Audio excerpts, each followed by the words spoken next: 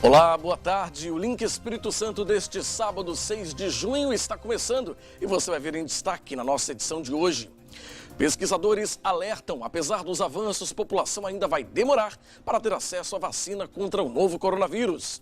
Médicos também fazem um alerta para a importância de manter o diabetes sob controle por causa de riscos de complicação da Covid-19. Segunda etapa do inquérito sorológico aponta que mais de 200 mil capixabas já tiveram a doença. Shoppings da Grande Vitória voltam a abrir com rígido protocolo de prevenção à Covid-19. E escolas das redes pública e particular permanecem suspensas até 30 de junho. E professores da rede estadual começam a gravar as aulas do programa escolar, que vão substituir o material do Amazonas. E tem ainda as notícias de outras regiões do estado neste fim de semana. O Link Espírito Santo especial já está no ar.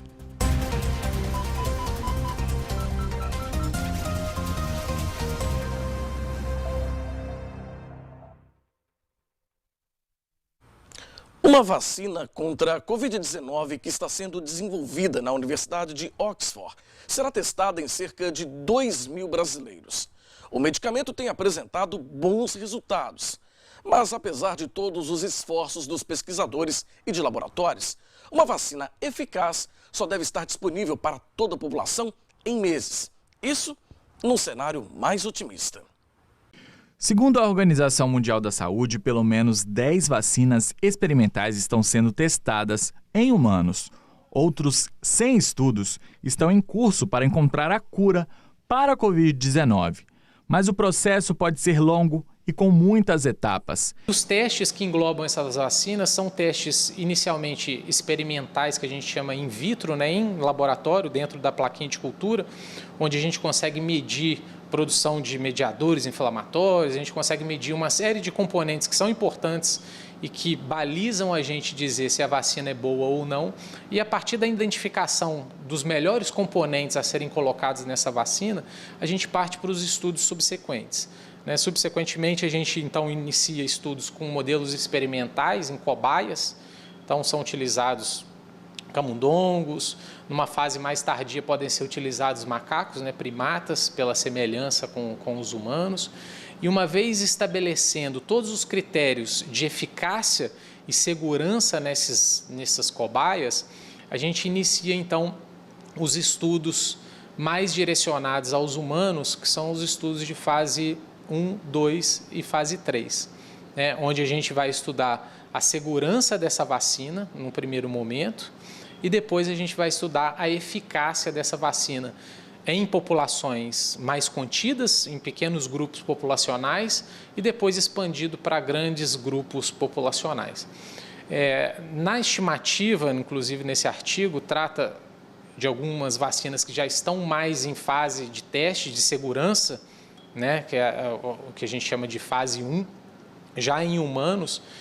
E na melhor das expectativas, a gente vai ter uma vacina sendo liberada para o mercado em 18 meses aproximadamente. Então, eu não acho que seja uma medida que vá estar disponível para a sociedade no próximo mês. Diante dos impactos econômicos e sociais da Covid-19, as vacinas são o único caminho para que a sociedade possa retomar as atividades de modo regular. Nos resta seguir todas as medidas que têm sido preconizadas pela Organização Mundial de Saúde. O isolamento social é uma importante ferramenta nesse sentido, para evitar que nós possamos disseminar o vírus e, consequentemente, infectarmos pessoas que são mais susceptíveis, e aí a gente conseguiria, inclusive, impactar na diminuição do número de mortes e, ao mesmo tempo, tomando todas as medidas necessárias de sanitização. Infelizmente, a gente não tem um tratamento que seja eficaz, nós não temos as vacinas e só dessa forma a gente vai conseguir conter a disseminação desse vírus. Depois de suspender as pesquisas com a hidroxicloroquina e não recomendar o uso para tratamento com a Covid-19, a OMS vai retomar os testes com o medicamento. Além da droga, outros remédios também estão sob análise. A pesquisa que a Organização Mundial de Saúde está fazendo em vários países, que chama Solidariedade, Solidarity, que é o nome dessa pesquisa, ela tem 4 braços, o da hidroxicloroquina foi interrompido e agora tem 3 medicamentos sendo investigados. A gente espera que até o final do ano, até setembro, outubro, nós tenhamos alguns resultados dessa pesquisa para dizer se algum desses medicamentos ele é efetivo para combater esse vírus, mas até o momento nós não temos nada. Enquanto uma vacina ou um remédio cientificamente eficaz contra a Covid-19 não surgem, o distanciamento social continua sendo a principal medida de prevenção ao novo coronavírus. Nós estamos próximos de um colapso e se nós não pudermos impedir essa aglomeração e esses locais de transmissão, nós teremos que ter medidas mais duras com imposição do Estado para que a gente faça isso. Eu acho que a gente chegar a esse ponto, ele é muito ruim. Seria muito melhor se nós, com as nossas consciências coletivas, pudéssemos aderir o que é necessário nesse momento, evitar qualquer aglomeração. Não é porque o local está aberto que eu preciso ir. Eu gostaria que vocês entendessem isso. O governo concluiu nesta semana a segunda fase do inquérito sorológico, que foi realizado com moradores de 19 cidades capixabas. Segundo as projeções, mais de 200 mil capixabas já tiveram a Covid-19 e aumentou também o número de pacientes assintomáticos. A segunda etapa do inquérito sorológico aconteceu na semana passada. 4.644 testes rápidos foram aplicados em moradores de 19 municípios. Destes, 239 testaram positivo para a Covid-19. Então, dos casos positivos no estudo de prevalência, nós tivemos na primeira etapa 97 cidadãos positivos no teste sorológico realizado em domicílio e na segunda etapa 239 cidadãos positivos no teste domiciliar. Nós temos, então, uma prevalência reconhecida no primeiro ciclo do inquérito de 2,1% da população e que essa prevalência aumentou para 5,14% da população capixaba. Então, projetando em total, seria equivalente a 84.391 capixabas na primeira coleta do inquérito, aumentando para 206 mil pessoas afetadas que já tiveram contato com o vírus 15 dias após, apontando um crescimento muito exponencial da doença, um crescimento com uma alta taxa de transmissão no estado. O resultado do inquérito apontou um aumento dos casos do novo coronavírus na Serra e também em Vila Velha. O número de casos positivos por município, no estudo de prevalência, apontaram então aí o município de Serra com um crescimento quase 3 vezes maior do que o número de positivos da primeira etapa. O município de Vila Velha, um comportamento semelhante. Em Cariacica, também mais de 2 vezes maior do que na primeira etapa, com exceção do município de Vitória, que teve um crescimento menor no que diz respeito ao período anterior. O estudo mostrou ainda que os negros são a maioria dos infectados pelo novo coronavírus no Espírito Santo. 39% dos pacientes tiveram como sintoma a tosse, já 37% perderam o olfato. 30% dos infectados não tiveram nenhum sintoma. A tosse ela esteve presente em 39% dos pacientes, a perda da capacidade de sentir cheiro, e também alguns relacionam a perda da capacidade de sentir o sabor dos alimentos, em 37%. A fadiga e a febre em 31% e 28% dos pacientes. Nós tivemos quase 20% de assintomáticos na primeira etapa, onde aumentou, neste momento, o número de assintomáticos, apontando um relativo aumento, discreto aumento no número de casos leves e assintomáticos da doença no nosso estado.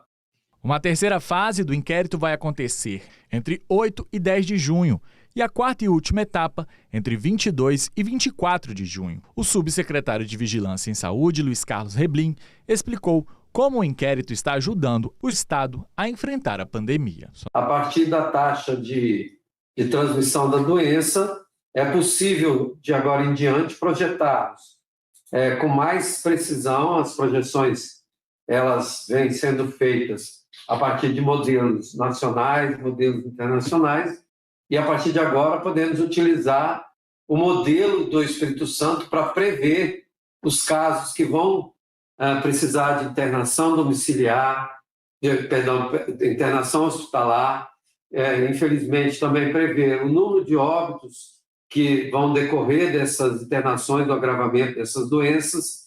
Isso tudo nos leva a conhecer o caminho que a pandemia vai percorrer pelo Espírito Santo, calculando, obviamente, quando são os momentos mais graves que nós vamos ter pela frente. Entre as comorbidades que mais podem agravar os casos da Covid-19 está o diabetes. E o risco é ainda maior para quem está com a doença descontrolada. Por isso, manter o tratamento em dia é tão fundamental. Cerca de 30% das vítimas do novo coronavírus tinham como comorbidade o diabetes. A doença afeta diretamente a imunidade e, por isso, é um fator de risco para a Covid-19. Os pacientes diabéticos, por uma série de motivos, têm um sistema imunológico mais comprometido, e isso quanto maior o grau de descontrole da doença. Então, aqueles que estão mais descompensados, com diabetes mais descontrolados, são os que realmente apresentam uma imunidade menor. E o paciente diabético, ele é um paciente que tem um processo inflamatório crônico. Então, quando se expõe a um vírus, como o coronavírus, que também promove uma inflamação no organismo, você pode exacerbar muito esse processo com uma tempestade de citoquinas, que a gente chama, que são substâncias que vão provocar dano no pulmão. Além do risco provocado pela baixa imunidade, as doenças associadas ao diabetes elevam as chances de complicações pela Covid-19. Quando a gente tem diabetes, e geralmente diabetes tipo 2, está muito ligado à obesidade. E a obesidade é uma doença crônica que também aumenta o processo inflamatório. Você tem gordura abdominal, gordura visceral. Isso tudo deixa o paciente cronicamente inflamado. Então, hipertensão, colesterol alto, cardiopatia, todas são doenças crônicas que aumentam a inflamação crônica. O paciente tem processo inflamatório crônico que lesa a microcirculação, que aumenta a chance dele ter o que a gente chama de hipercoagulabilidade, que é quando ele tem tendência maior a formar coágulos. Então, vem um vírus que também provoca um processo inflamatório, que também provoca hipercoagulabilidade, que são esses trombos, esses coágulos, a gente tem uma situação que pode se exacerbar.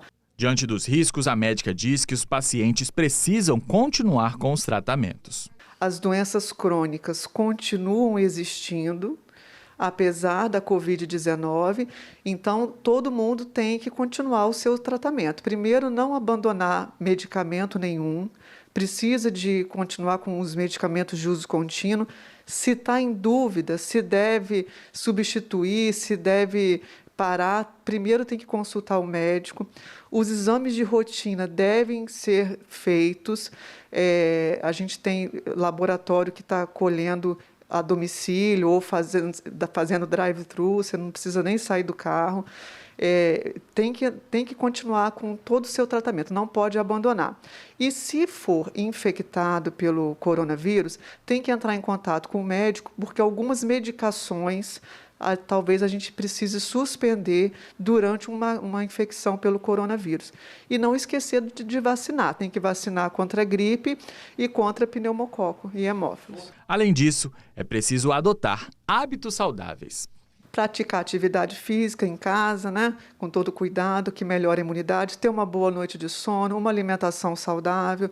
Tudo isso são os pilares de uma vida saudável e de um sistema imunológico forte. A seguir aqui no link, shoppings da Grande Vitória voltam a abrir com rígido protocolo de prevenção à Covid-19. E professores da rede estadual começam a gravar as aulas do programa escolar que vão substituir o material do Amazonas. O Link Espírito Santo volta já.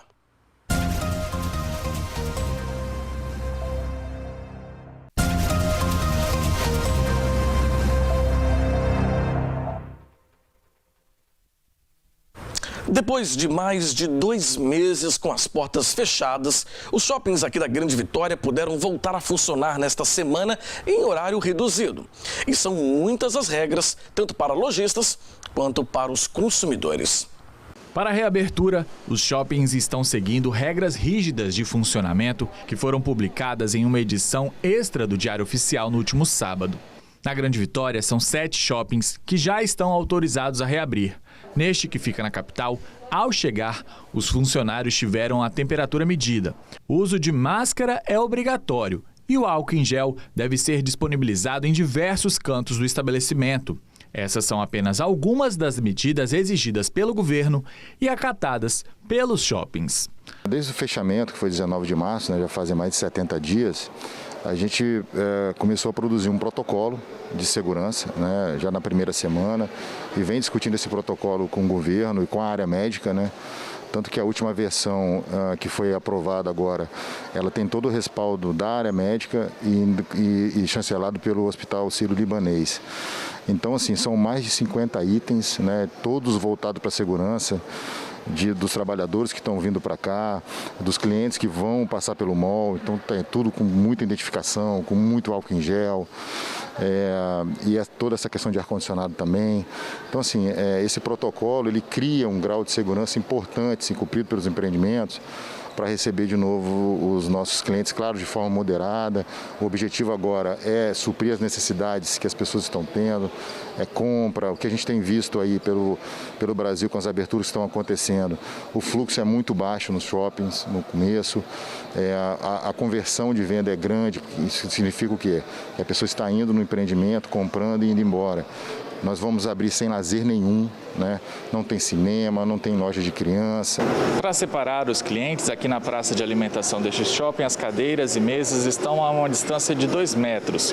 O espaço só pode funcionar de meio-dia às 4 da tarde. Depois desse horário, o local é isolado e as lojas só podem operar por delivery.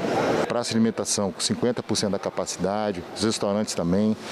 Então, assim, está tudo muito bem equipado vis-à-vis o que foi combinado com o governo no protocolo que foi entregue. Os estabelecimentos só poderão funcionar de segunda a sexta e em horários determinados. A pressão dos empresários do setor foi um fator importante para a reabertura dos centros comerciais. A gente já estava vendo que 50% desses 30 mil pessoas que fazem parte de trabalho de shopping já estavam com seus empregos comprometidos.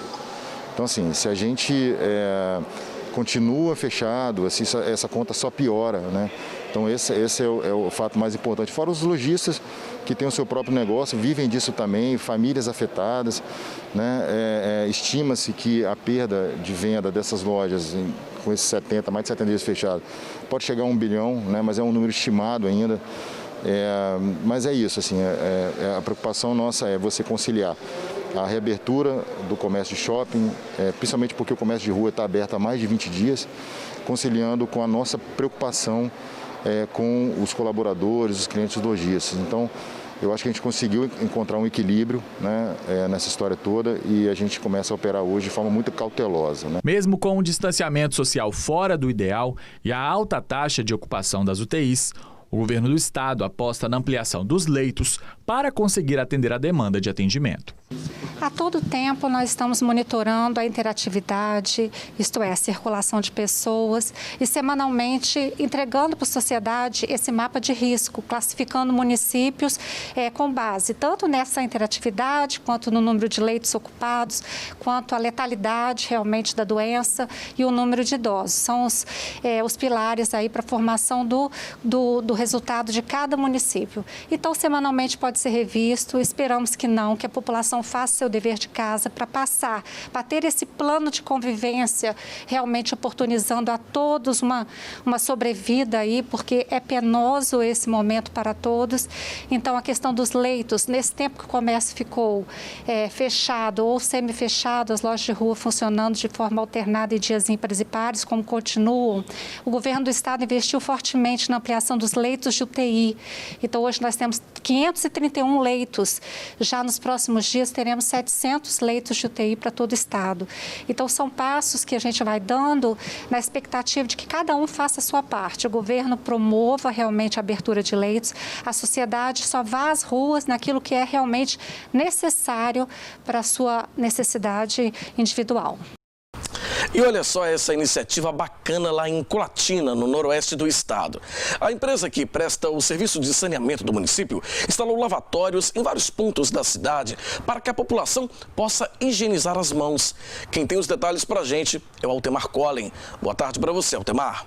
Boa tarde, Fabiano. Boa tarde a todos que nos acompanham aqui no Link Espírito Santo. É isso mesmo, o Sanear, que cuida do saneamento e também do meio ambiente aqui do município de Colatina, entrou de vez na luta contra o coronavírus. A autarquia, que presta serviço aqui no município, instalou pias de higienização em pontos estratégicos da cidade.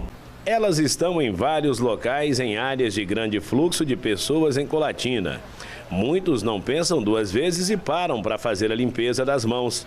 As pias de higienização foram estrategicamente colocadas nesses lugares para que a população tenha mais essa ferramenta a seu favor para tentar combater a proliferação do novo coronavírus.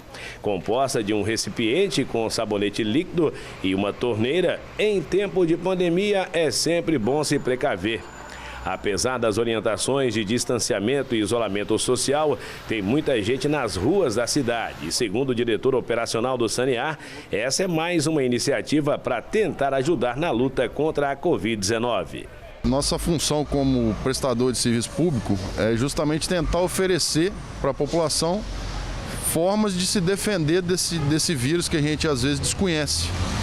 Então, nesse sentido, a gente está fazendo diversas ações e uma delas foi a instalação dessas pias para a higienização das mãos nos pontos de maior acumulação de gente do município. Como a gente tem a oportunidade de oferecer mais essa forma da população se proteger, visto que tem grande número de circulação de gente no centro urbano, principalmente, a gente optou por instalar essas pias, que futuramente poderão ser utilizadas em outros locais, mas por hora elas servem para proteção da população. Existem pontos em que essas pias de higienização foram colocadas pensando em situações de risco extremo, como é o caso do Hospital Silvio Avidos e próximo às agências da Caixa Econômica Federal. A unidade hospitalar recebe pacientes de vários municípios e é referência no tratamento da Covid-19. Já nas agências da Caixa, o movimento aumentou muito nos últimos dias, principalmente devido ao pagamento do auxílio emergencial do governo federal.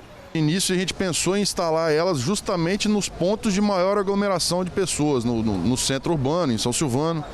E uns deles são a Caixa Econômica do Centro de São Silvano e o Hospital Silvio Avidos, que tem uma grande circulação de pessoas.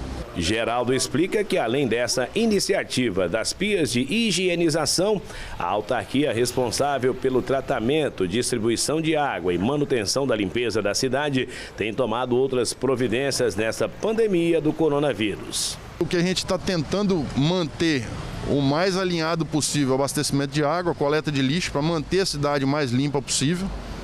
E dioturnamente a gente vem lavando a cidade, lavando calçadas, lavando ruas, dentro das possibilidades operacionais que a gente tem.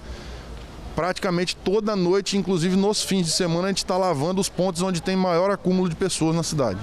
A iniciativa das pias de higienização já deu tão certo que em breve outras poderão ser instaladas em vários locais. Estamos em contato com a Secretaria de Saúde justamente para tentar oferecer para a maior quantidade de gente possível. O primeiro impacto foi excelente para a gente, a avaliação foi excelente, de que a população está consciente de que tem que usar, que use a pia para manter as mãos o mais limpas possível. E dentro dessa semana a gente vai resolver quais os outros novos locais que a gente pode instalar essas pias. E atenção para essa informação, o número de casos da Covid-19 em Colatina deixou as autoridades preocupadas. Por isso, a administração municipal estabeleceu decreto ontem que altera o horário de funcionamento do comércio aqui na cidade a partir da próxima segunda-feira, dia 8. Estabelecimentos de uso pessoal funcionarão em dias pares e estabelecimentos que comercializam produtos de uso não pessoal em dias ímpares, com exceção do serviço serviços considerados essenciais, como supermercados e também farmácias. E os estabelecimentos inseridos nesse decreto só poderão abrir de segunda a sexta-feira, entre 10 da manhã e 4 horas da tarde. Colatina tem hoje um dos índices mais baixos de isolamento e um dos mais altos de proliferação do coronavírus. Essas são as informações hoje aqui de Colatina. Voltamos agora ao estúdio, em Vitória, com vocês. Obrigado, Altemar. Em Linhares, um projeto social está distribuindo livros para que os jovens possam aproveitar melhor o tempo durante o período de isolamento social.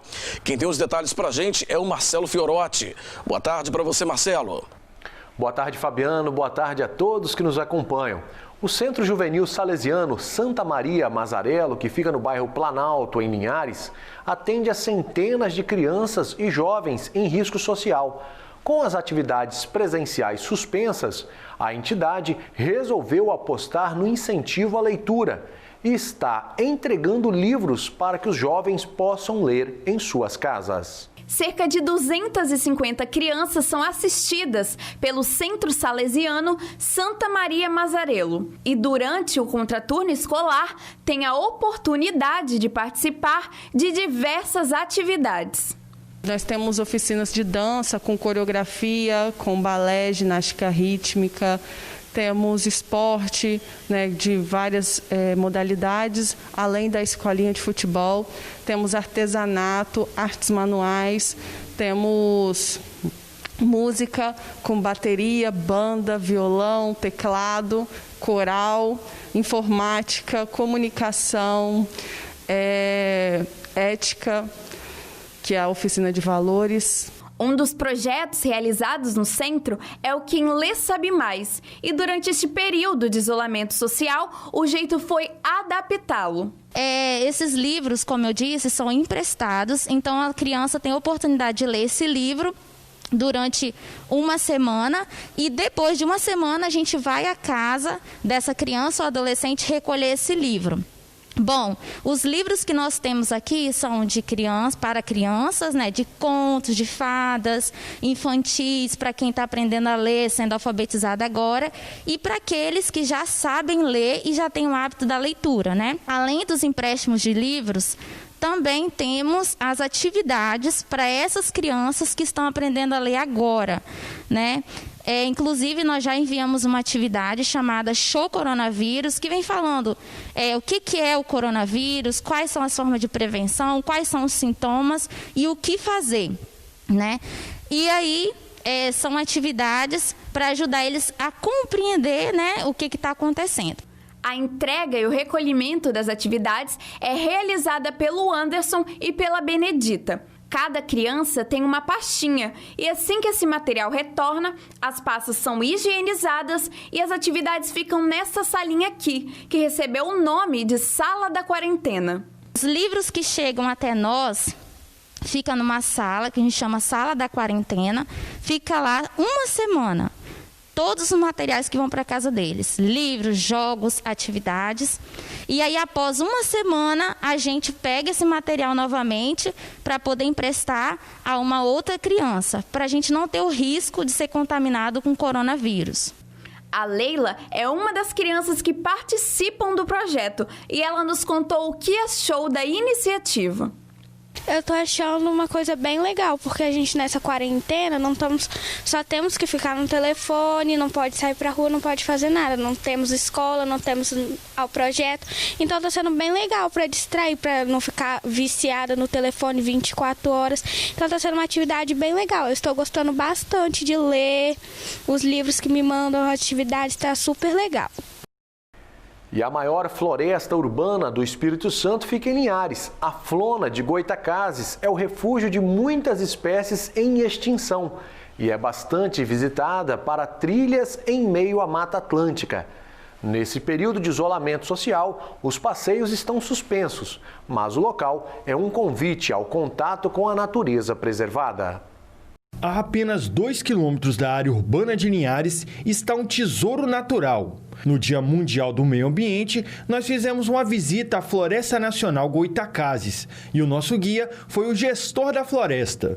A Floresta Nacional de Goitacazes é uma unidade de conservação em Mata Atlântica, um dos últimos fragmentos, né, do Rio Doce, de Mata Atlântica, é administrada pelo Instituto Chico Mendes de Conservação da Biodiversidade, autarquia administrada pelo Ministério do Meio Ambiente, Governo Federal.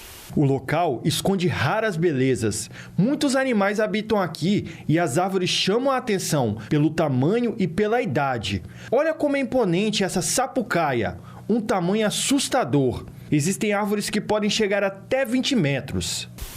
Nós temos aqui remanescentes ainda, alguns exemplares de espécies de jequitibá e sapucaia, que seguramente são até anteriores à chegada de Pedro Álvares Cabral. Árvores com mais de 500 anos e com circunferências de 6, 7 até 8 metros e altura de quase 30 metros. E a Floresta Nacional do Goitacazes não trabalha apenas com a conservação, mas também com o reflorestamento. Essa área aqui atrás, por exemplo, coberta pelo capim, agora está totalmente reflorestada e revitalizada.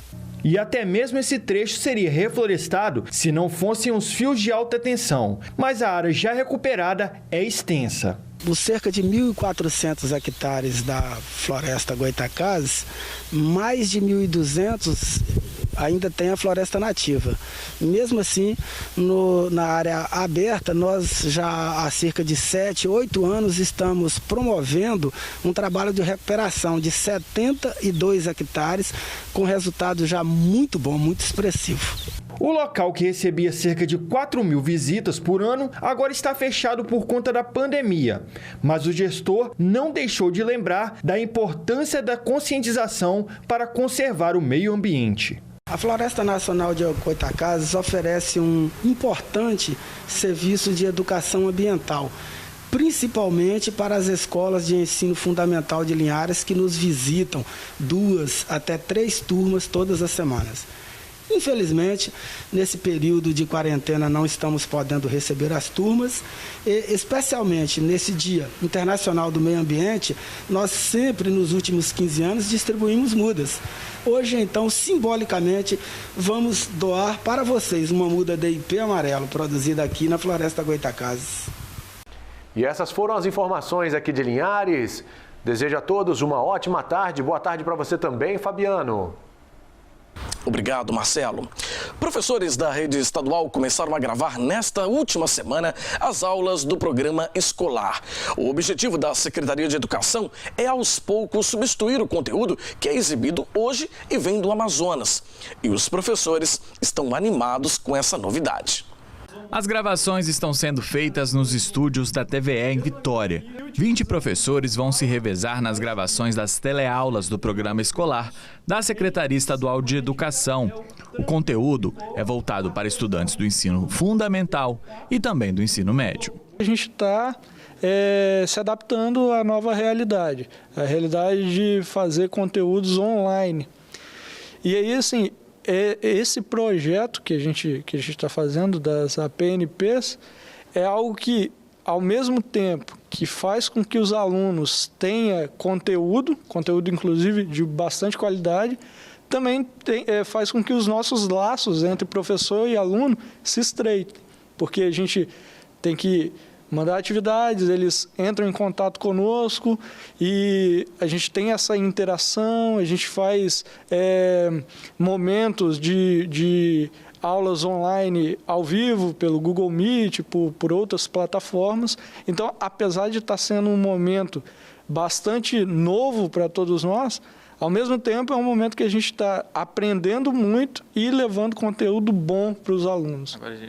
O professor disse que está usando diversos recursos para prender a atenção dos alunos. O principal recurso que a gente pode levar para prender a atenção do aluno em relação a recurso técnico é uma qualidade nas videoaulas, né? E isso aqui a gente tem, e aí também tem a questão do professor, de utilizar uma linguagem adequada, uma linguagem que se aproxima do aluno para que ele possa compreender os conteúdos. Então, essa questão da linguagem E quando a gente fala de linguagem, está falando de todo tipo de linguagem. Linguagem visual, né, que a gente chama de linguagem não verbal, mas também a linguagem verbal, aquela que o professor está utilizando ali, falando com o aluno, explicando para o aluno. O programa escolar está no ar desde o dia 15 de abril nos canais 8.1, 8.2, 8.3 e 8.4 da Rede Sim. O conteúdo também está disponível no site simnoticias.com.br. Hoje o material veiculado é do Amazonas. A ideia da SEDU é substituir progressivamente as videoaulas. A expectativa da Secretaria de Educação é que as videoaulas gravadas aqui comecem a ser exibidas ainda na primeira quinzena deste mês. O conteúdo será intercalado com as gravações feitas pela Rede de Ensino Estadual do Amazonas, até que todo este material seja 100% capixaba. A subsecretária de Educação Básica e Profissional da SEDU falou sobre as teleaulas. Temos o objetivo de dar visibilidade ao trabalho docente como forma de reconhecimento e valorização profissional e também como forma de aproximar os estudantes dos seus professores. É muito importante que os estudantes mantenham a sua rotina de estudo por meio da TV ou por meio do aplicativo escolar ou de vídeos disponibilizados aos professores e das próprias APNPs, para que no retorno às aulas presenciais os professores possam, a partir dessas atividades, a partir desses contatos, possam dar continuidade ao processo educativo. O mais importante é não desanimar e continuar estudando, mesmo durante a pandemia. No caso do aluno, é bastante importante que ele continue empenhado, não desanime e que conclua essa fase nova que a gente está passando com êxito, que a gente vai conseguir passar por isso tendo um nível de intelectualidade bastante alto. Começou nesta semana em todo o país a campanha Junho Vermelho, que ajuda a conscientizar sobre a importância da doação de sangue. Em São Mateus, a Polícia Militar também está atuando para incentivar a doação para o Hemocentro da cidade, que está com estoque bem abaixo da média desde aí o início da pandemia. Quem tem os detalhes para a gente é a Nariane Lopes. Boa tarde para você, Nariane. Com a pandemia de Covid-19, os bancos de sangue de muitos estados tiveram redução significativa nos estoques. E aqui em São Mateus não foi diferente. Para incentivar a doação, a Polícia Militar, juntamente com o Corpo de Bombeiros do município, se uniram para promover a campanha Junho Vermelho. Militares do 13º Batalhão e da 1ª Companhia do Corpo de Bombeiros de São Mateus atenderam ao chamado do Hemocentro para participar da campanha de doação de sangue intitulada Junho Vermelho. Efetivos das duas corporações estiveram na sede do Hemocentro de São Mateus, localizado no pátio do Hospital Roberto Silvares, para doarem sangue. A Polícia Militar e o Corpo de Bombeiros Militar em São Mateus participando dessa campanha junto ao EMOS, cuja finalidade é a divulgação da importância da doação de sangue neste mês do Junho Vermelho.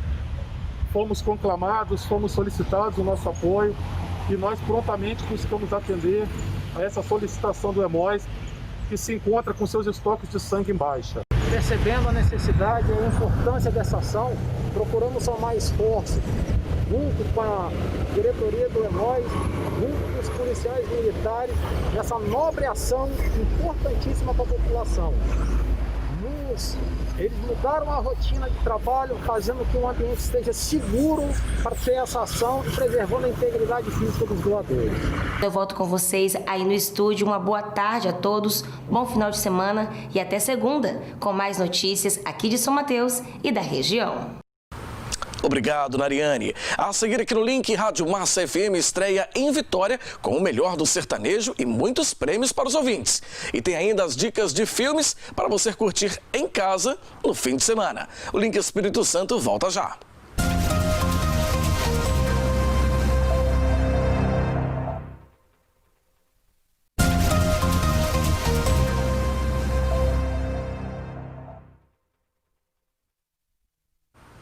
A partir de agora, os capixabas já têm a sua nova rádio preferida. Foi inaugurada nesta semana a Massa FM 91,9, isso aqui em Vitória.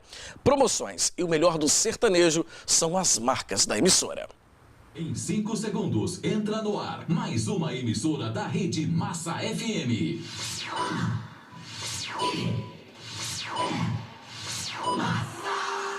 Vitória é a 5ª capital do país a receber uma emissora da Massa FM. Na capital e na região metropolitana, os capixabas podem sintonizar a Massa FM na frequência 91.9. Ao todo, são 43 rádios em 9 estados. O lançamento da Massa FM Vitória aconteceu ao meio-dia, direto de São Paulo.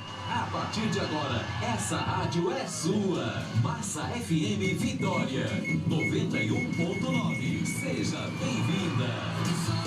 Isso mesmo, muito bem-vinda, Massa FM Vitória, 91.9. A Massa é uma emissora voltada ao público sertanejo, né? Próximo de 95% da programação é voltada ao público sertanejo. É uma rádio muito alegre, muito gostosa, muito para cima, com muita música. É um pouquinho de cada coisa, aquilo que realmente o ouvinte gosta, né? Então tem informação, tem música, prêmios de monte. Então se você gosta de ganhar prêmios, pode ligar 91.9 que vai ter muito prêmios na Massa FM. A Rede Massa tem como proprietário o apresentador Ratinho.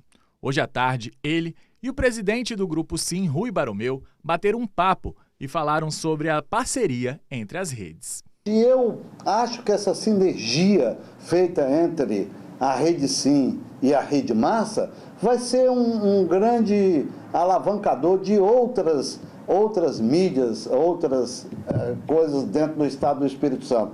Então eu fico feliz. Olha, eu não tenho a dúvida que junto com a rede, com o pessoal da Rede Sim, essa credibilidade que a Rede Sim tem aí, é a nossa força, a nossa vontade. Como bem disse o Rui, quando a gente faz o que gosta, dá tudo certo. Faz com gente que sabe, que conhece, dá tudo certo. Além da emissora, em Vitória, a Massa FM também está em Guarapari, na frequência 93.1. O locutor Beto Júnior fez um convite para os ouvintes. Vem pra Massa FM em Vitória, agora é muita alegria, muita promoção, muita descontração e claro que você vai ficar perto do seu artista preferido. A gente vai fazer de tudo para levar para você, no carro, em casa, no trabalho, alegria, promoção. 919-9182-0084, anota aí, já salva aí no seu WhatsApp. Esse é o canal para você se dar bem e ser feliz com a gente, tá bom? 919-9182-0084. A gente se vê em 91.9. A cidade de Castelo é mais um município do Espírito Santo que agora conta com o sinal da Record News Espírito Santo. Nós vamos até a nossa redação lá em Cachoeiro conversar com o Samuel de Fraga, que tem os detalhes pra gente. Boa tarde para você, Samuel. Oi, Fabiano, boa tarde para vocês e para todos que nos assistem. Pois é, agora a gente tem essa novidade, porque Castelo também conta com o sinal da Record News Espírito Santo através do canal 8.1. Veja só. Com cerca de 40 mil habitantes e famosa pela confecção dos mais belos tapetes na festa de Corpus Christi, Castelo é uma daquelas cidades que a gente chega e tem vontade de ficar. A mistura do verde, casarios antigos e a modernidade dão um ar diferente para essa cidade que tem, em sua maioria, descendentes italianos. A economia é diversificada na agricultura, no comércio e na indústria. Famosa pela hospitalidade, a população da região agora conta com uma novidade, a Record News Espírito Santo. Agora, através do canal 8.1, Castelo vai estar ligada de norte a sul do estado, com muita notícia, informação e prestação de serviço através da Record News Espírito Santo. E em pouco tempo no ar na região, a população já tem a sua opinião sobre a novidade. Olha, é interessante, é uma forma da gente estar levando até a nossa loja também para os clientes, entendeu? Então, assim, é interessante a chegada de um novo canal, sim. Eu acredito que vai ser muito bom, né, para esses alunos e também para divulgar, né, os nossos pontos turísticos que nós temos na nossa cidade, né, Castelo, todo o nosso interior, tá? Acredito que vai ser muito proveitoso a vinda de vocês para a nossa região. Marilac é gerente deste hotel e logo que soube da novidade já fez a busca automática nos quartos para a sintonia do canal 8.1. Olha, uma maravilha, além de ter uma notícia do Espírito Santo, do Brasil inteiro, a gente vai receber notícias e é muito bom ter um jornalismo próximo de nós. Além da Record News Espírito Santo através do canal 8.1, a Rede Sim também traz para toda a região aqui de Castelo as videoaulas para os alunos da rede estadual de ensino, através dos canais 8.2, 8.3 e 8.4. Isso para nós é uma novidade e é muito importante, porque é mais uma forma dos nossos alunos terem acesso ao ensino de qualidade. Não somente através das redes de comunicação sociais, né, como e-mail, Facebook, mas também agora pela TV, que é uma forma muito mais acessível para os nossos alunos. A Escola João Bley é uma das mais tradicionais da cidade e a gestora ficou feliz com a novidade, pois o sinal veio em boa hora por causa das videoaulas. Antes, os alunos aqui só tinham acesso aos conteúdos disponibilizados pelo Estado através da internet, mas agora vai ficar bem mais fácil. É uma oportunidade muito boa para os alunos, né? Porque nem todos têm esse acesso à internet e a televisão ela é mais ampla. Então, todos hoje, não todos, a gente espera abranger todos os alunos com a chegada desse canal, né, que vai oportunizar eles terem mais acesso a essas aulas, já que alguns estavam tendo um pouco de dificuldade, né? A gente tem que agradecer a Record News Espírito Santo, né, porque agora Castelo já vai ter mais um outro canal de televisão, né, e vai oportunizar ainda mais a população daqui, né, com a chegada desse novo canal. Isso é uma notícia muito boa para a gente, né? Para Castelo e para todo o sul do estado agora vai poder se ver na tela da Record News, né? Record News Espírito Santo, que, como ele tinha me dito, agora passa a nível nacional e é um orgulho para a gente poder se ver, né, na tela da televisão. E mais uma opção para o castelense se informar, saber variedades e tudo mais. É uma satisfação enorme receber essa notícia. Aconselho todos os castelenses a acompanhar as nossas notícias, informações da cidade e da região. Record News Espírito Santo e Rede Sim, sejam muito bem-vindas à cidade de Castelo, no Espírito Santo. Fabiano, eu fico por aqui, volto na segunda-feira com outras informações aqui da região sul. Um bom final de semana para você e para todos e até lá.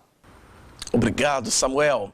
Bom, nesse período de pandemia, a recomendação é ficar em casa. Então, nós preparamos dicas para você se divertir no final de semana assistindo a um bom filme.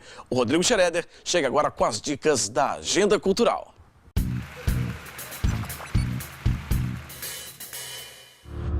The world is in chaos. But the government was about to fight back. Na Netflix estreia The Last Days of American Crime. Num futuro não muito distante da realidade, um ladrão de bancos participa de um plano para cometer o último grande assalto, antes do governo ativar um sinal mental que acabará com todas as atividades criminosas. Un desaparecido es una pregunta abierta. No es un muerto, ni un vivo. É um espírito que não deixa dormir. Perdida narra a trajetória de um pai que quer encontrar sua filha desaparecida a qualquer custo, mesmo que isso incomode muita gente ou que precise ir para a prisão. Queria acabar aqui. O homem que se la llevou está aqui dentro. Il n'y en a pas d'autre monde, là. Si en plus on se fait chier entre nous autres. Já em Entendeu ou Precisa Desenhar, 3 amigas de um bairro pobre tentam encontrar humor e esperança em suas vidas, apesar dos problemas com os namorados e de suas famílias disfuncionais.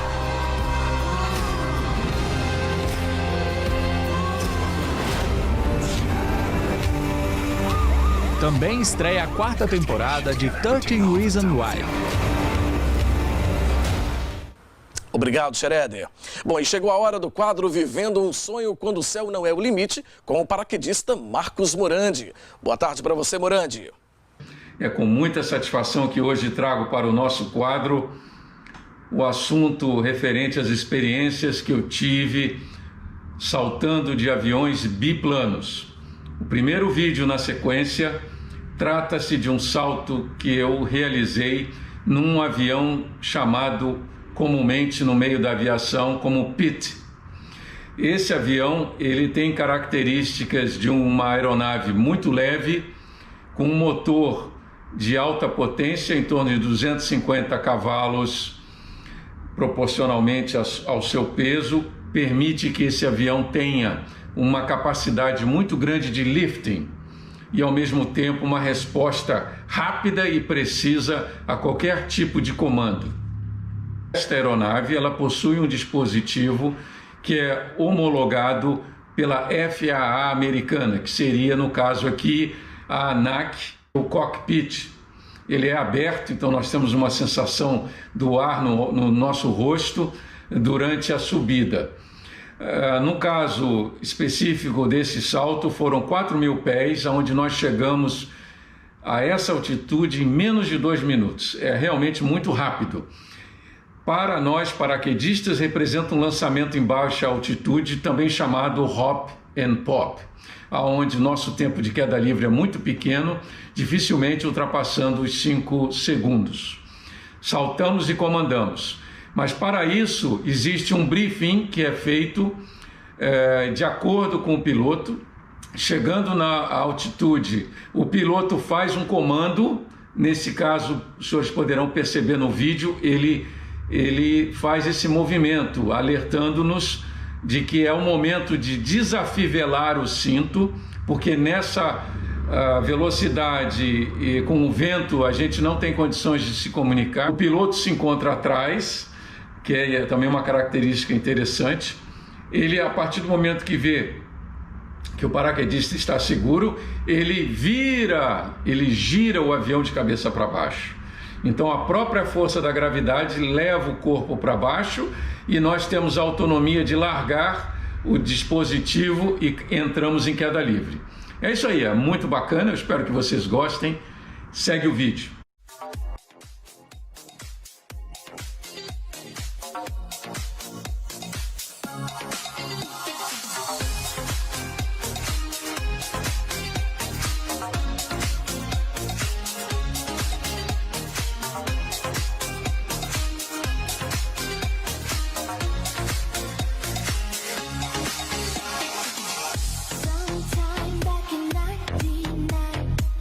In July when the summer was high and we've been alright, you know what money can buy.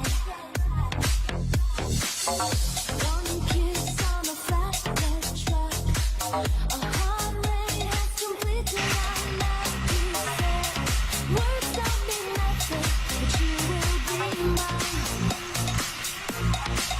It goes around my heart.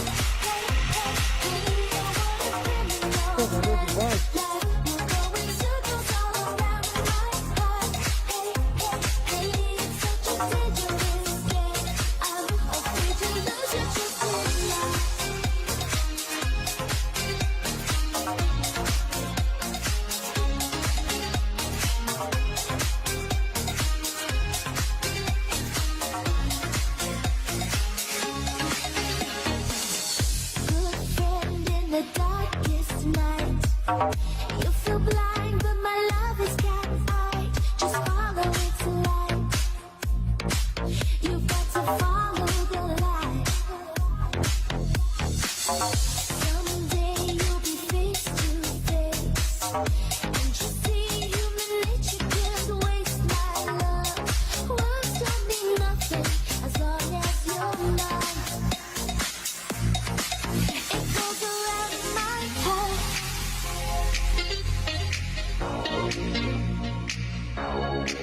It goes around my heart. O vídeo a seguir tem a ver com uma das experiências que me tocaram bastante numa das minhas viagens ao leste europeu, passando pela Sérvia, cruzando a fronteira até a Bulgária. Me dirigi a uma área de saltos remota, numa zona rural, onde eles têm um avião Antonov 2N utilizado para o paraquedismo. Existem algumas poucas aeronaves voando no mundo e eu fui atrás de uma delas. Por se tratar de uma aeronave antiga, são poucas as pessoas no mundo que têm essa habilidade de pilotar, inclusive, e com relação à sua manutenção. Ela faz parte muito forte da história da aviação russa. O seu conceito é de 1947, o primeiro projeto. Trata-se de um motor gigante de 9 cilindros radial. E eu fui agraciado com essa possibilidade. Essa aeronave tem algumas características únicas, como o material da fuselagem, ele é muito leve e um motor muito potente, passando de 1000 cavalos. Isso torna a aeronave relativamente muito segura, mesmo que seja mais lenta. Ela possui uma capacidade de planeio muito grande, que ela é muito suave e adaptável a todo tipo de terreno. É isso aí, valeu, segue o vídeo. Pois é, cruzei agora há pouco a fronteira entre a Sérvia e Bulgária.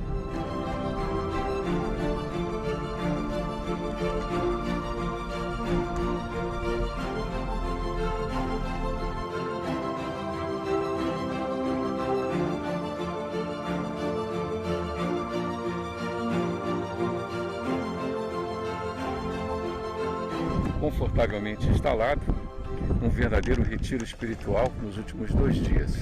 Isso em razão da paz e da tranquilidade que este lugar nos oferece. Eles operam uma lendária aeronave Antonov, que traz um legado histórico muito grande.